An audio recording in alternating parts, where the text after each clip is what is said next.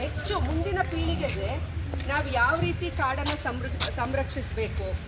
ಇವತ್ತು ಎಲ್ಲರೂ ಒಂದು ಹಣದ ವ್ಯಾಮೋಹನೋ ಅಥವಾ ನಮ್ಮ ಒಂದು ಪ್ರಾಪಂಚಿಕವಾದಂತಹ ಜೀವನದ ಎಡೆಗೆ ಸಾಕ್ತಾ ಇದ್ದೀವಿ, ಎಲ್ಲಿದ್ದೀವಿ, ಏನು ಮಾಡ್ತಾ ಇದ್ದೀವಿ ಅಂತ ಗೊತ್ತಿಲ್ಲ.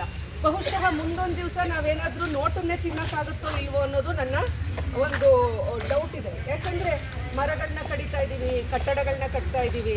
ಆ ಕಟ್ಟಡಗಳನ್ನ ಕಟ್ಟಿ ಇವಾಗ ನಮಗೆ ಮರ ನಾಶ ಆದರೆ ನಮ್ಮ ಮುಂದಿನ ನಮ್ಮ ಮಕ್ಕಳು, ನಮ್ಮ ಮೊಮ್ಮಕ್ಕಳಿಗೆ ಉಸಿರಾಡೋಕ್ಕೆ ಗಾಳಿ ಇರುತ್ತೋ ಏನು ಅನ್ನೋದು ನಮಗೆ ಗೊತ್ತಿಲ್ಲ. ಸಿಲಿಂಡ್ರನ್ನ ಕಟ್ಕೊಂಡು ಉಸಿರಾಡೋವಂಥ ಪರಿಸ್ಥಿತಿ ಬಂದರೂ ಬರಬಹುದು.